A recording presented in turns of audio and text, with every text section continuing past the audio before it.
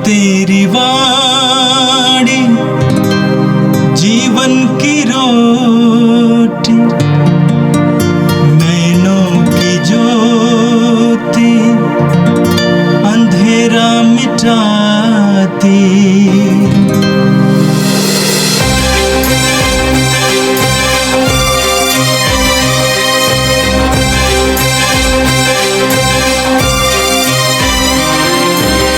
प्रभु तेरी वाणी जीवन की रोटी, नैनों की ज्योति अंधेरा मिटाती। प्रभु तेरी वाणी जीवन की रोटी, नैनों की ज्योति अंधेरा मिटाती। वाणी वाणी वाणी वाणी वाणी पवित्र है, शाश्वत है, जीवन का मन्ना है। 14 फरवरी सोमवार। पहला पाठ संत याकूब का पत्र, अध्याय 1 पद संख्या 1 से 11। यह पत्र ईश्वर और प्रभु यीशु मसीह के सेवक याकूब की ओर से है। संसार भर में बिखरे हुए 12 वंशों को नमस्कार। भाइयों, जब आप लोगों को अनेक प्रकार की विपत्तियों का सामना करना पड़ता है तो अपने को धन्य समझिए। आप जानते हैं कि आपके विश्वास का इस प्रकार का परीक्षण धैर्य उत्पन्न करता है। धैर्य को पूर्णता तक पहुंचने दीजिए, जिससे आप लोग स्वयं पूर्ण तथा अनिंद्य बन जाए और आप में किसी बात की कमी ना हो। यदि आप लोगों में से किसी में प्रज्ञा का अभाव हो तो वह ईश्वर से प्रार्थना करे और उसे प्रज्ञा मिलेगी, क्योंकि ईश्वर खुले हाथ और खुशी से सबों को देता है। किंतु उसे विश्वास के साथ और संदेह किए बिना प्रार्थना करनी चाहिए, क्योंकि जो संदेह करता है वह समुद्र की लहरों के सदृश है, जो हवा से इधर उधर उछाली जाती है। ऐसा व्यक्ति यह न समझे कि उसे ईश्वर की ओर से कुछ मिलेगा, क्योंकि उसका मन अस्थिर है और उसका सारा आचरण अनिश्चित। जो भाई दरिद्र है वह ईश्वर द्वारा प्रदत्त अपनी श्रेष्ठता पर गौरव करे। जो धनी है वह अपनी हीनता पर गौरव करे, क्योंकि वह घास के फूल की तरह नष्ट हो जाएगा। जब सूर्य उगता है और लू चलने लगती है तो घास मुरझाती, फूल झड़ता और उसका मनोहर सौंदर्य नष्ट हो जाता है। उसी तरह धनी और उसका पूरा कारोबार समाप्त हो जाएगा। यह प्रभु की वाणी है। संत मार्कुस के अनुसार पवित्र सुसमाचार अध्याय 8 वाक्य 11 से 13 तक। फरीसी आकर यीशु से विवाद करने लगे। उनकी परीक्षा लेने के लिए वे स्वर्ग की ओर का कोई चिन्ह मांगते थे। यीशु ने गहरी आह भरकर कहा, यह पीढ़ी चिन्ह क्यों मांगती है? मैं तुम लोगों से कह देता हूं, इस पीढ़ी को कोई चिन्ह नहीं दिया जाएगा। इस पर यीशु उन्हें छोड़कर नाव पर चढ़े और उस पार चले गए। यह प्रभु का दिव्य सुसमाचार है। क्रिस्त प्रभु की जय। मेरे प्रिय भाई और बहनों, हम बीते सप्ताह के लिए प्रभु को धन्यवाद देंगे। आज के दिन के लिए धन्यवाद देंगे। प्रभु की आशीषों के लिए धन्यवाद देंगे। प्रभु ने फिर एक बार हमें अपने पवित्र वचनों पर मनन चिंतन करने का मौका दिया है। प्रभु को धन्यवाद, प्रभु को यश हो। आज का पहला पाठ संत याकूब के पत्र से लिया गया था।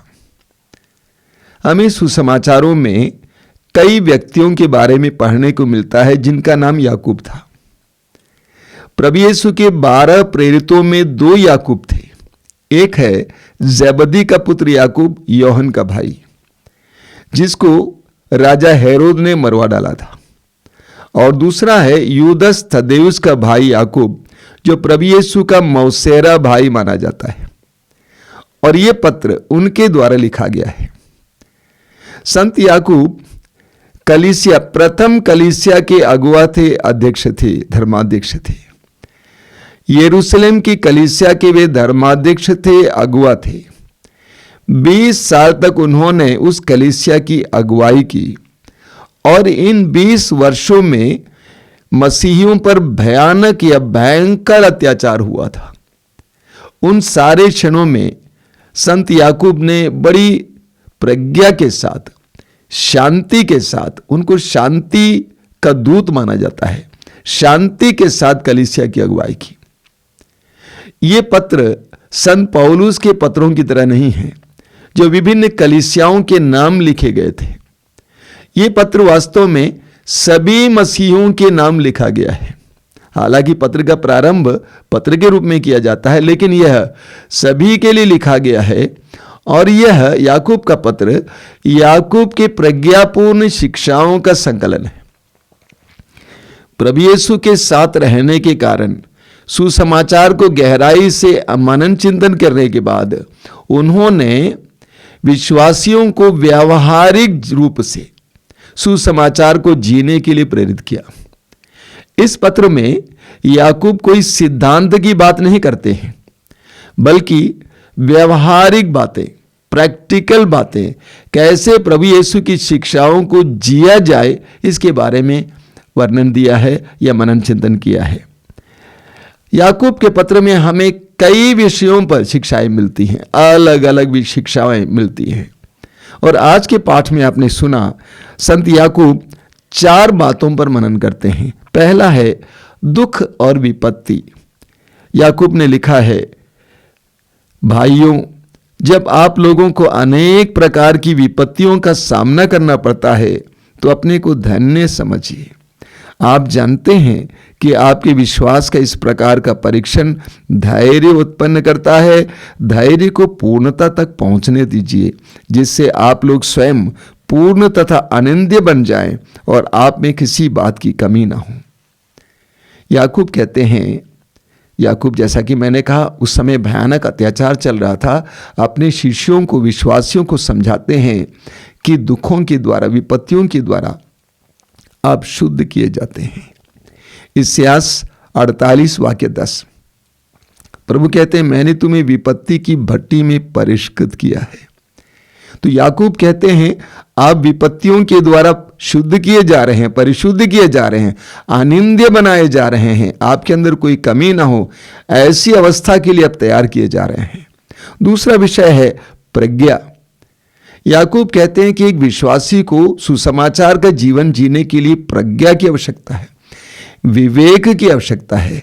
अगर किसी में प्रज्ञा ना हो तो वो प्रज्ञा के लिए प्रार्थना करे और प्रभु जरूर प्रज्ञा का वरदान देगा।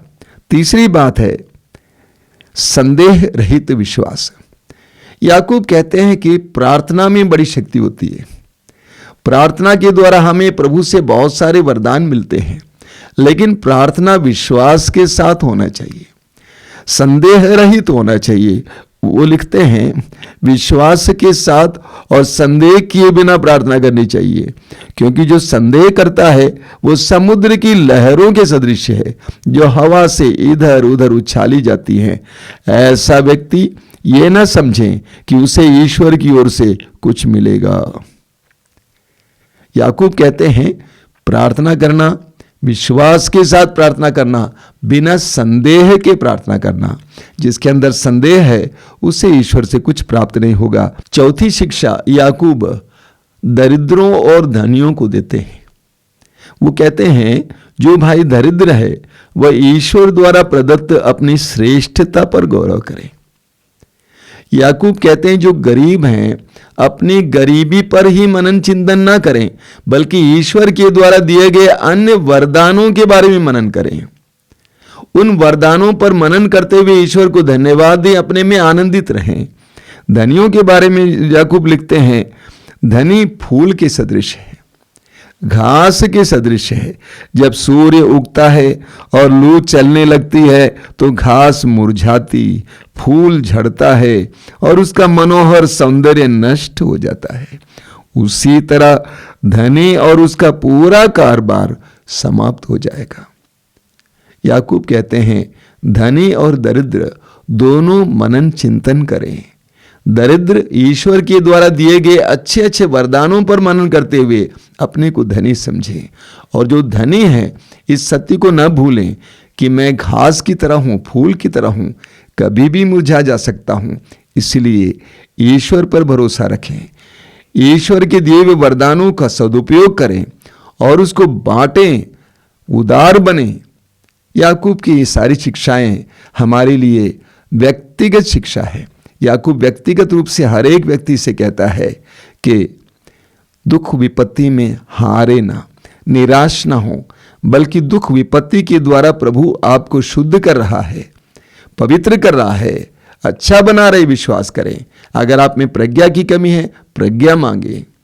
अगर आप प्रार्थना करते हैं तो विश्वास के साथ करें। और जो धनी और दरिद्र हैं, ईश्वर की दृष्टि में अमूल्य, मूल्यवान समझने का प्रयास करें।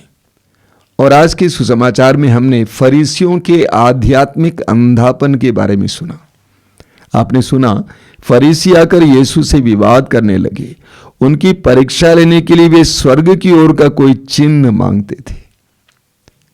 सुसमाचारों में हम पढ़ते हैं कि प्रभु यीशु चारों ओर घूम घूम कर ईश्वर के सामर्थ्य को प्रकट किए, रोगियों को चंगा किए, अंधों को आंखें दी, बहरों को कान सुनने की शक्ति दी, गूंगों को वाणी दी, लंगड़ों को चलाए, कोढ़ियों को शुद्ध किए, अबदूतग्रस्त लोगों को स्वतंत्र किए, मुर्दों को जिलाए, बड़े बड़े चिन्ह और चमत्कार प्रकट किए।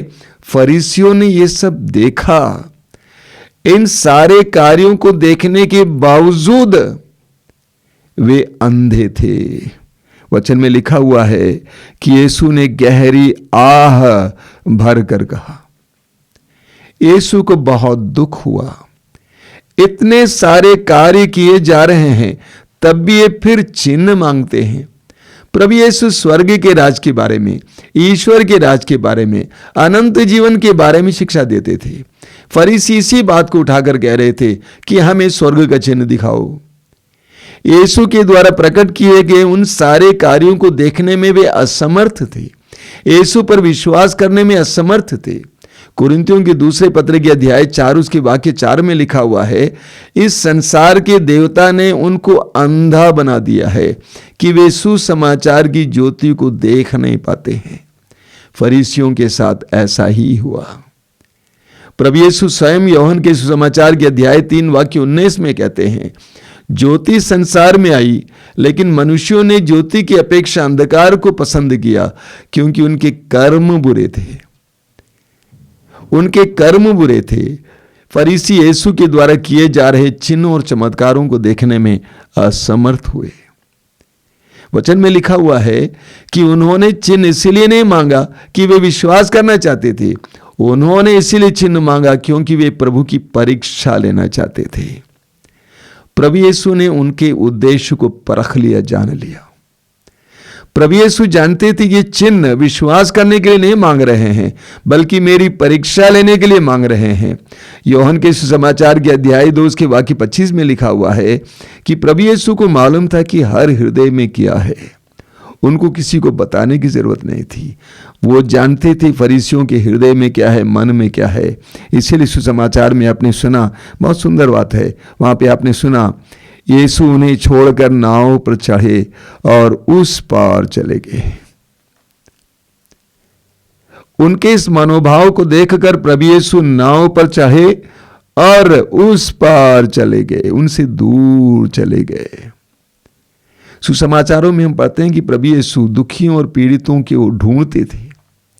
मार्कुस अध्याय 5 में हम पढ़ते हैं कि प्रभु यीशु एक अबदूतग्रस्त को छुड़ाने के लिए, आजाद करने के लिए झील को पार किए थे।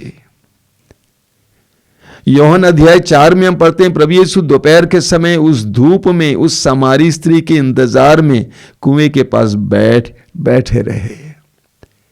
लूकास के सुसमाचार के अध्याय 19 में हम पढ़ते हैं प्रभु यीशु जक्केउस के घर चले जाते हैं, जिसको लोगों ने पापी ठहराया था। उसके परिवार को मुक्ति देने के लिए चले जाते हैं। तो प्रभु यीशु दुखियों और पीड़ितों को ढूंढते थे, उनके पास जाते थे, लेकिन फरीसियों से दूर चले गए क्योंकि उनके अंदर विश्वास की कमी थी। वे आध्यात्मिक रूप से अंधे थे। मेरे प्रिय भाई और बहनों, प्रभु इन वचनों के द्वारा हमें भी शिक्षा देते हैं, हमारे सामने भी एक चुनौती रखते हैं। हमारे प्रतिदिन के जीवन में हमें प्रभु के बहुत सारे चिन्हों और चमत्कारों को देखने का अवसर मिलता है। क्या उसके द्वारा हम प्रभु के पास आते हैं, प्रभु पर विश्वास करते हैं, अपने विश्वास को बढ़ाते हैं? हमें अपने आप को जांचना होगा। आज हम प्रभु से प्रार्थना करेंगे, प्रभु तेरे किए हुए कार्यों पर विश्वास करते हुए तेरे और करीब आने के लिए मुझे कृपा दीजिए। आइए हम प्रार्थना करें, अपनी आंखें बंद कीजिए। प्रभु यीशु धन्यवाद देता हूं आज के सुंदर दिन के लिए, एक एक बात के लिए धन्यवाद देता हूं। अपने वचनों के द्वारा तूने जो शिक्षाएं दी हैं उसके लिए धन्यवाद देता हूं। धन्यवाद यीशु, धन्यवाद, क्योंकि तेरे पवित्र वचनों के द्वारा तू मुझे जीने का मार्ग दिखाता है। आज का संपूर्ण दिन मेरे लिए अनुग्रह का दिन बने। ए प्रभु यीशु, इन वचनों को सुनने वाले मेरे भाई बहनों को आशीर्वाद दीजिए। वे जहां कहीं भी जाएं, जो कुछ करें, उन सारी बातों पर तेरी आशीष हो। आज का संपूर्ण दिन तेरे महान कार्यों को देखने के लिए उनकी आंतरिक आंखों को खोलना, हमारी इस प्रार्थना को स्वीकार कर। आमीन। प्रभु तेरी वाणी जीवन की रोटी, नैनों की ज्योति अंधेरा मिटाती। वाणी वाणी वाणी वाणी वाणी पवित्र है, शाश्वत है, जीवन का